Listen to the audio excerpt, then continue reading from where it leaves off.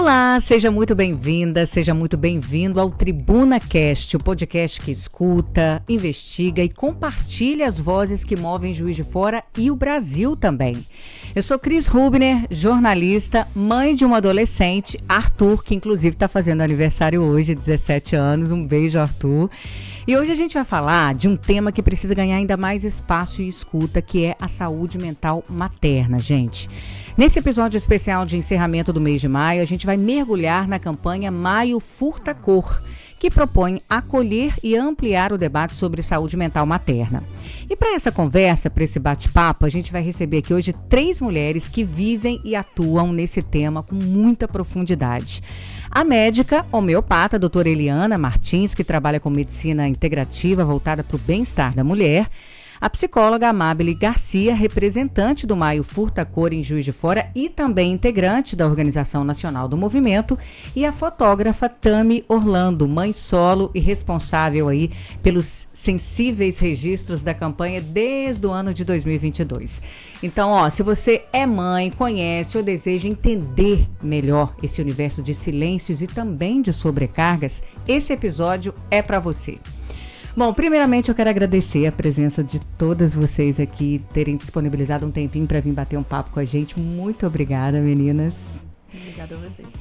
E olha, eu vou começar com a Amábile. Eu acho que a Amábile pode falar um pouquinho pra gente sobre a campanha Maio Furta Cor, que você está à frente, né? E essa campanha nasceu de muitas mulheres, escutando muitas mulheres. Explica um pouquinho pra gente o objetivo da campanha, Amábile. Bom dia. Bom dia a todos, é um prazer estar aqui.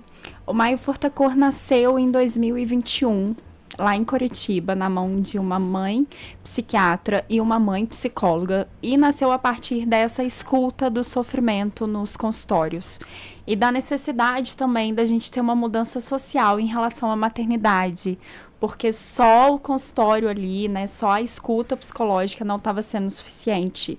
A gente precisa, de fato, conscientizar a sociedade para a causa da saúde mental materna, para que as mulheres possam, de fato, ter uma aldeia ao maternar, ter uma rede de apoio. E a campanha tem justamente esse objetivo. Em 2022, eu trouxe ela aqui para Juiz de Fora. Em 2023, a gente sancionou uma lei que institui o maio como mês da saúde mental materna no município. E a gente vem, desde então, trabalhando o tema aqui na nossa cidade. E você está sentindo que tem a adesão dessas mães também? Sim, a gente faz rodas de conversa, faz palestras. E, assim, 86% das representantes da campanha são mães. Então, o movimento é muito feito por mãos maternas, né? A gente vai falar mais um pouquinho da campanha Maio Furta Cor. Eu queria direcionar uma pergunta agora para a doutora Eliana, que está aqui com a gente também. Doutora, a gente sabe que a maternidade, ela impõe muitas renúncias, né? E a saúde mental, muitas vezes, fica em último plano. O que você mais escuta das mulheres que chegam até você pedindo alguma ajuda? O que naturalmente você mais escuta da boca delas? Tá. Em primeiro lugar, bom dia. Prazer estar aqui com vocês. O que eu mais escuto é sobrecarga de trabalho e falta de reconhecimento das pessoas em relação ao trabalho que um filho dá para uma mãe. Elas chegam geralmente muito estressadas, ansiosas, muitas com síndrome do pânico e se achando incapaz de cuidar do seu filho. A maioria acha que ela não é uma mãe perfeita. E a mulher, ela não precisa ser uma mãe perfeita. Ela precisa ser mãe e ela, com certeza, é a melhor mãe para o seu filho. E isso nos preocupa bastante, porque se essa mãe ela não está bem, ela também não vai passar uma tranquilidade para o seu bebê. Então, muitas vezes o bebê chora, o bebê não consegue dormir bem, e mais por conta da ansiedade e do estresse que essa mãe fica frente a essa sobrecarga de trabalho.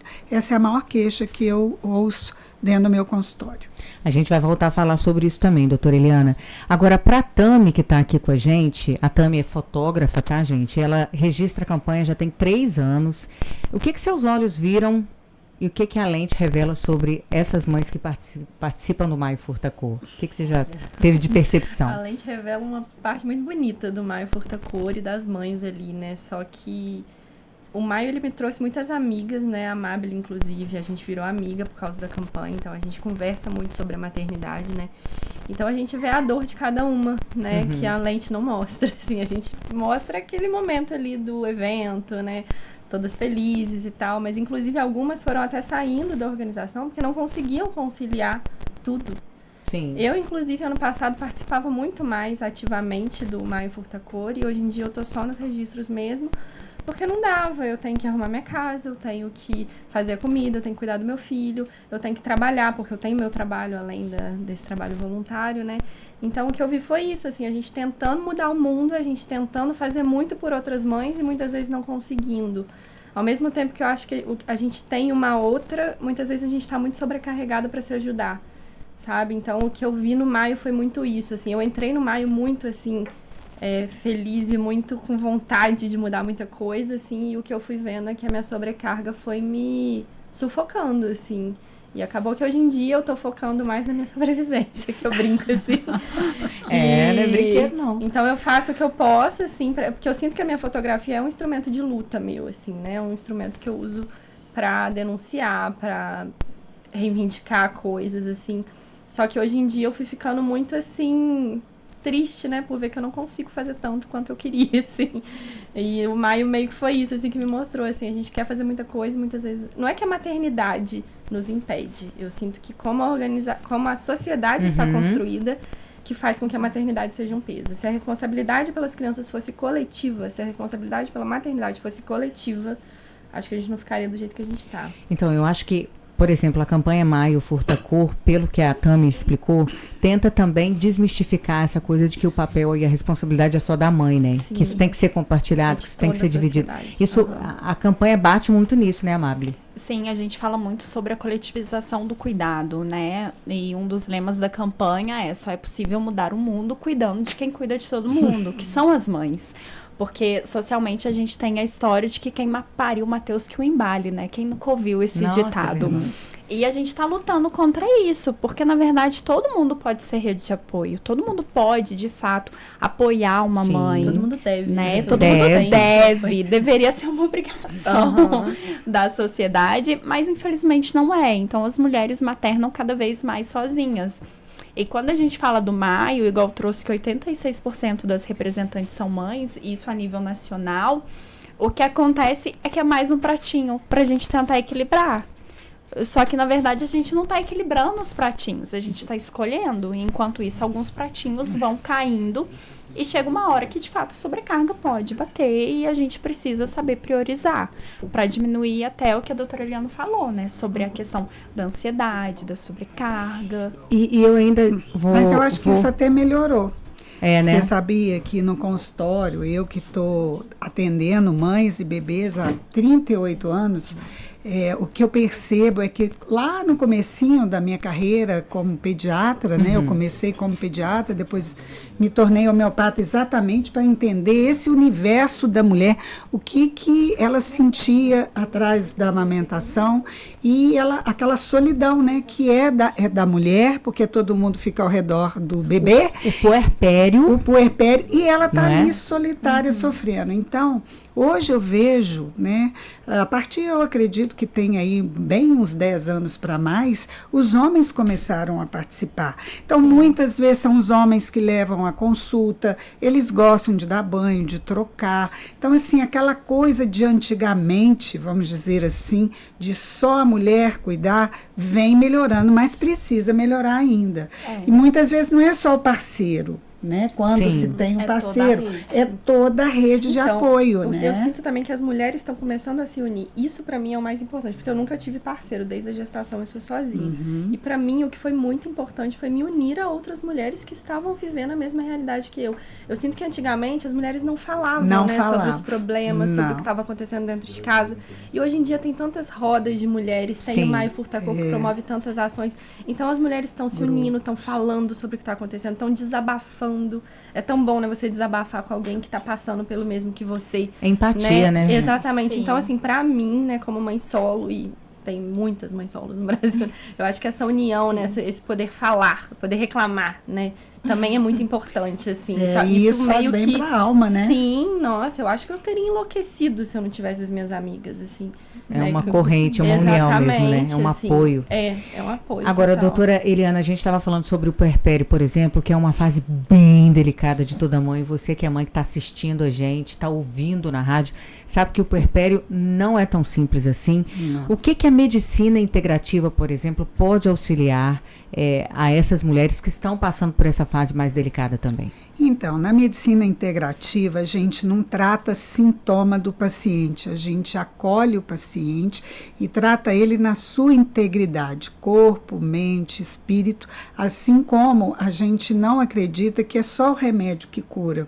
Além do remédio, muitas vezes o que essa mulher está precisando é ser acolhida, é ser escutada. Ser ouvida, né? Ser abraçada. E com isso, a gente, além de medicamento, né, eu que trabalho com essa linha homeopática, eu receito, quando necessário, de acordo com a anamnese individualizada que faço, um medicamento homeopático, mas também aquela mulher precisa ser orientada para se cuidar, para ter um tempo para ela, ou fazer algo que vá liberar, né, aquela adrenalina, aquele cortisol que está circulando no corpo dela. Às vezes uma massagem, uma drenagem, às vezes alguém mesmo da família, a própria mãe, a irmã, quem estiver em casa, né, manipular, fazer uma drenagem. Se ela puder sair, descansar aí por 40 minutos, ela vai liberar aquelas toxinas. Uma respiração, ela pode fazer, se bem orientada, isso vai acalmar. Ouvir uma música, dormir no período que a criança está dormindo. Então, tudo isso vai fazer diferença. Então, quando você fala medicina integrativa, é a medicina do corpo inteiro. Você trata tudo. Não é você chegar, eu estou de dor de cabeça porque eu não estou dormindo, porque meu bebê não dorme. Por que o bebê não dorme? Então, a gente vai pesquisando através do sintoma conjunto, que né? ela traz, a gente consegue, né, de forma ampla, cuidar do todo dessa mulher. Agora a gente estava conversando aqui nos bastidores sobre a idade dos nossos respectivos filhos. Eu não sei da Tami. Tem 5 anos, acabou de fazer 5. Como é que chama? Benjamin. De 5 anos. Tem a Yasmin de 15 e a Laura de 6. E o seu filho? Felipe de 40. E a doutora Helena tem um netinho também de 2 anos e 10 meses, que chama Felipe Bento, a coisa mais linda do mundo. Olha só, nós somos 4 mães aqui, com filhos em idades diferentes. E eu vou direcionar uma pergunta para a doutora Eliana, porque ela tem mais experiência com a gente nos anos de criação dos filhos. E agora ela é avó. Qual que é essa diferença, até de geração, de comportamento, de ser avó e mãe? O amor é o mesmo, mas o que muda? O que mudou? Então, muda primeiro a questão da responsabilidade, que você sendo avó, você não tem aquela responsabilidade de estar com o filho 24 horas por dia e desenvolver o seu trabalho e as suas atividades diárias dentro de casa, né? Como mulher, como mãe, como avó e tudo mais. A diferença que eu vejo é que hoje eu faço com meu neto aquilo que eu não tive oportunidade de fazer quando ele tinha aquela idade.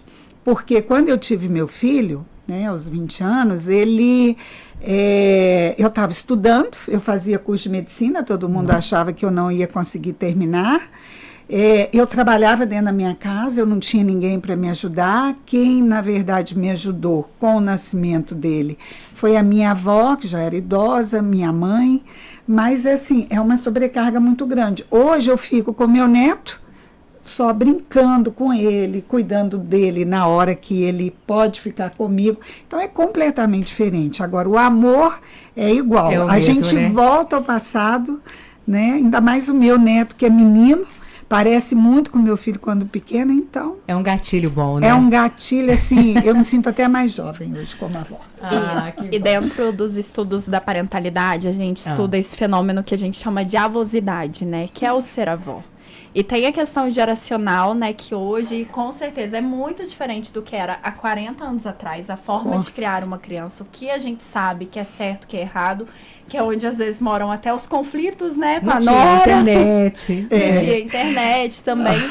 E assim, a avosidade traz uma leveza nesse sentido de não ter a cobrança, né? Não tem o peso que vem junto com a maternidade. Porque a maternidade é maravilhosa, eu amo ser mãe, mas também tem inúmeros desafios e faz com que a gente se cobra muito. Então você é responsável por aquele cidadão que vai ser o adulto, você é responsável por uma pessoa que vai viver em sociedade. Isso por si só já traz uma cobrança que na avosidade não traz, né? Então fica a parte mais gostosa, na verdade, porque eu posso curtir, eu posso aproveitar, mas sem toda essa responsabilidade. E é muito bonito de se ver, né? E sabe o que meu filho fala? Fala, mãe, você não é igual minha avó. Minha avó tinha mais tempo, minha avó ficava mais comigo. Hoje as avós estão ultramodernas, né? Porque a gente tem as nossas atividades, o nosso trabalho, que ótimo, né? A gente não consegue parar a vida, né?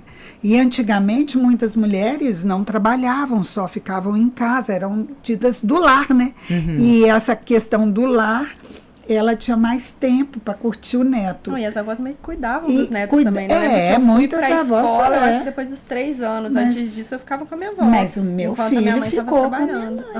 Então, assim, a partir do momento que ele foi para a escola, é que houve esse desenlace, vamos dizer assim. Mas a questão da avó traz realmente o que você falou, uma leveza, um amor, é uma coisa inexplicável. É muito bom ser avó. Espero que vocês todas sejam. Se Deus quiser, a gente vai ser também. Com certeza. Agora, Tami, esse olhar sensível da fotografia, que você está na campanha já há 3 anos, como é que você desenvolveu essa aptidão, essa habilidade? É porque vocês têm um olho clínico, né? Os fotógrafos, eles têm um olhar diferente do da gente. Então, conta um pouquinho da sua percepção. Então, eu tenho 34 anos e eu fotografo desde que eu me entendo por gente. Eu pegava as câmeras das minhas avós, porque elas tinham câmera já quase digital, né? Então, assim, fotografo desde sempre. Fotografava meus primos. Esses dias a minha prima estava revirando umas fotos antigas, tudo que eu que tirei. Eu era fotógrafa da família, então eu fui me profissionalizar, sei lá, aos 18 anos. Foi quando eu peguei meu primeiro trabalho numa casa noturna que tinha lá no Center Car. Foi meu primeiro trabalho remunerado com 18 anos, assim, mas isso eu já fotografei. Então, assim, foi ao longo da vida, porque eu acho muito importante, assim, pra mim é tão maravilhoso você poder registrar a vida de todo mundo, registrar sua família. E aí, depois que eu virei mãe, e assim, eu fazia só freelancer desde então, né? Mas depois que eu engravidei, eu falei, agora ou nunca. Não dá mais. Eu vou ficar com os empregos aleatórios para sempre, eu vou ficar fugindo disso, assim. E aí, finalmente, eu me profissionalizei mesmo. Aí, abri meu estúdio aqui em Juiz de Fora, no ano que o Ben nasceu, em 2020, assim. Comecei. E foi isso, assim, porque não tinha jeito, eu não podia ser outra coisa, não dava. E fez muito sentido para mim fotografar mães e filhos, porque depois que eu virei mãe, eu vi a importância de você registrar cada minuto, cada detalhe, porque a São criança, memórias, né? E a criança cresce muito rápido, gente. O primeiro Passa ano, o rápido que demais, é isso, gente? Eu que o diga. Gente, Eu que o diga. nossa, mas é que eu sinto que esses primeiros anos, eles são muito loucos, assim. Por isso que a maternidade é uma adaptação constante, assim, né? Porque a criança muda muito. Assim, de um dia pro outro, ela já tá fazendo coisas que ela não fazia antes. Então, assim, a fotografia pra mim é isso, assim, poder guardar isso, assim. Agora, a Amabile, por exemplo, tem tem um casal, né? Duas meninas. Duas meninas, isso. Que mudou alguma coisa da primeira gestação para a segunda em termos de comportamento? Muda porque tudo. aquele negócio, a primeira gravidez a gente fica cheia de medo, né? E tem tantas coisas e o corpo muda, a mente muda. É um ser que está dentro de você, não é tão simples assim gerar. Também, né? Eu tenho um. Muda tudo. E eu engravidei aos 17 anos, né? Então eu fui quase uma mãe na adolescência, mas ela nasceu, tinha 18, então saindo um pouquinho da adolescência ali.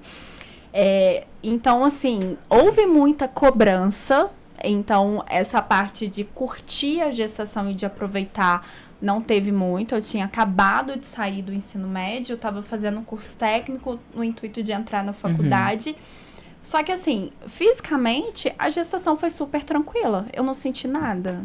Ai, que Foi uma maravilha, gestação gente. maravilhosa, super tranquilo. Ela nasceu super saudável, era uma bebê grande que engordava muito, mamava muito, não tive dificuldade nenhuma. Amamentação, Nada. processo de Ela amamentação. sempre dormiu a noite inteira, então assim, eu não tive. Benção. Aí, a doutora tá aqui, Foi chorando. assim. Eu lá, com 18 anos, uma criança super saudável. No entanto, os comentários eram muitos, né? Eu cheguei a ouvir da família, assim, o crente que você seria alguém na vida e você engravidou. Então, essa parte foi muito pesada pela ausência de acolhimento, né? O excesso de julgamentos ali, principalmente pela minha idade. Agora, a minha segunda gestação foi 10 anos depois. Então, assim, foi uma gestação planejada.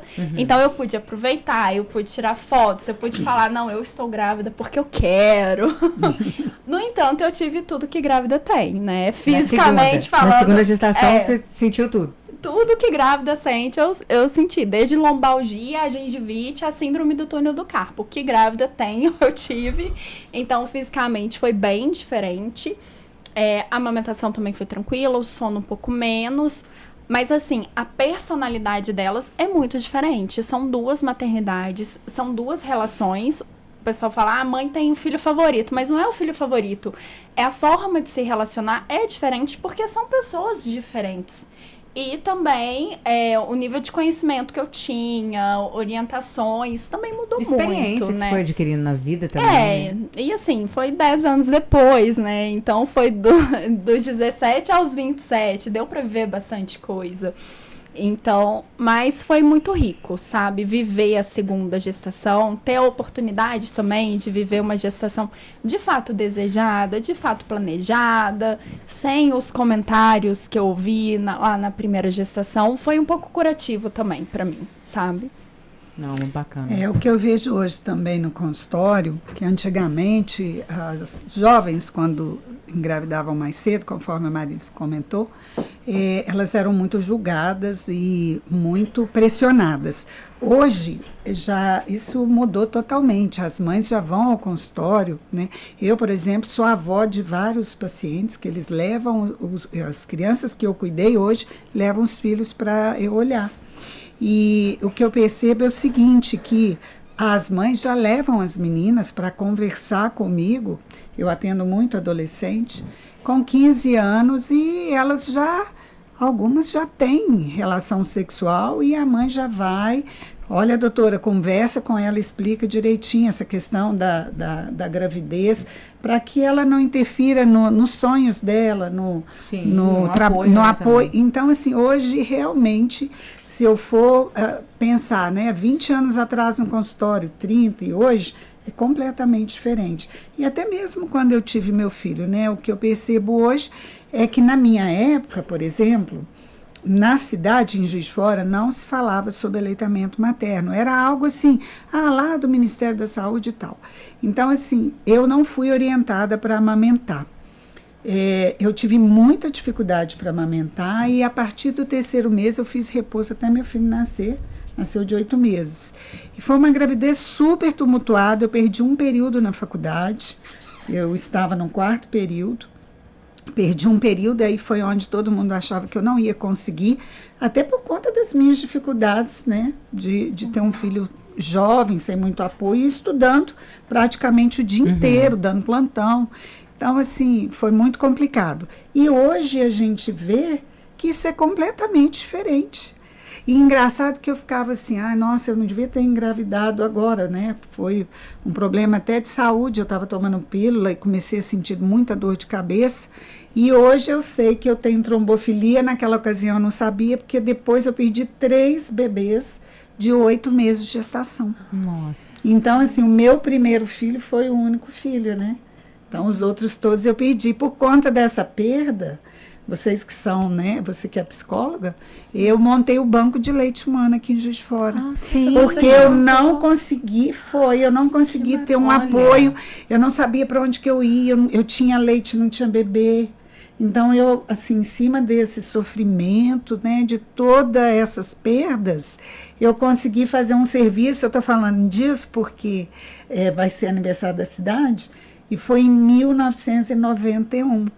que a gente montou o Banco de Banco de Leite Leite em Humano. 1990. Eu comecei, como vocês, a procurar como que eu podia fazer para ajudar as mães, para elas não passarem pelo que eu passei, a ter um lugar para olhar a mama, para orientar a amamentação, para acolher a mãe que não tem um bebê. Então, assim, essa experiência é única, né, na vida da gente. E hoje eu vejo assim, nos ônibus, né, tantas mães doadoras, tantas mães receptoras, eu falo, gente, eu fiz isso com o meu sofrimento, como é que pode? Aquele banco de leite, né, fiquei lá muitos anos, né, no serviço, era como se fossem os filhos, né, que eu perdi e que eu pude ajudar muitas mulheres. Sim, e ele sem está aí dúvida. até hoje ajudando, né? Não, o Banco de Leite Humano é um projeto super importante para Juiz de Fora. Muitas mulheres. Porque tem muita até o gente... Dia Municipal do Aleitamento. Vocês Tem. implantaram o Dia Municipal, ia ser no dia do meu aniversário, 15 de setembro. Aí eu pedi para ser dia 20, para eu não ficar presa nas atividades, que eu gosto de viajar no dia do meu aniversário. Então, assim, foi o primeiro banco de leite do Brasil fora de um hospital maternidade. Olha só, que importante isso pra gente, né? Primeiros para não ter, dos municípios a ter o Dia Municipal do Aleitamento. Bacana a Eu senhora ter até compartilhado com a gente. Eu achei que era legal. Eu até poder falei falar com sobre ela, né, isso. que eu doei leite nas 2 gestações, né, e era muito legal, porque assim, a gente entrava em contato e entregava os exames mais recentes, e aí o banco de leite levava um kitzinho, né, com a máscara, a luva e os potinhos e vinham buscar na casa da gente. Olha, o leite. crianças, É né? muito legal. Doei alguns litros aí. Ó, coisa boa, parabéns. As mães que não que puderam bacana. amamentar te agradecem, né? Porque a gente fala sobre a amamentação também, muita gente romantiza muito esse momento da amamentação e não é tão simples assim nem um amamentar. Nem Né? Então aí quando vem a realidade, aquilo também choca muito a mãe sofre porque esperava, criava uma expectativa de ser o filho no colo, a amamentação, e não é assim, né, doutora? Na verdade, a amamentação é algo natural da espécie, porém, é algo que você necessita aprender. Como eu disse antes, quando eu tive meu filho, eu não tive informação nem orientação. Hoje, tem uma gama de informação de orientação, só que é muito importante, até bom a gente estar colocando isso, que é importante você ter informação de alguém que realmente tem o conhecimento e você seguir aquela informação e acreditar nela, porque se você fizer dessa forma, você vai se sentir seguro e vai conseguir vencer essa questão da amamentação. Eu saí do hospital aqui em Juiz de Fora, elas me ensinaram tudo. Me ensinaram tudo, como é que tinha que fazer, como é que tinha que ser a boca. E depois disso, assim, eu não tive nenhum problema com a amamentação. Tranquilo. Mas uma outra amiga minha que estava tendo filho no mesmo dia, quase no mesmo dia, no mesmo mês, na verdade foi lá na Colômbia, lá em Bogotá. Ela simplesmente chegou pra mim no dia seguinte que ela saiu do hospital e falou, Tami, me ajuda. Eu não sei o que fazer, o que eu faço? Eu coloco ele no peito? Ela não sabia, sabe? É desafiador. Sim, e ela é lá na Colômbia, mas eu tive relatos de pessoas aqui em Juiz de Fora, aqui no Brasil também, que saem do hospital não faz a menor ideia. Já é natural, mas mãe e bebê estão aprendendo e no meio de um puerpério ainda. Né? E aí vem o médico, vê que não ganhou peso, já coloca uma fórmula ali. Não quer nem ajudar essa mãe a Não, amamentar. às vezes antes até de passar o isso. tempo mesmo, por exemplo, as mães não sabem que o bebê perde peso nos primeiros dias após o parto. Ele perde aí até 10% do peso do nascimento.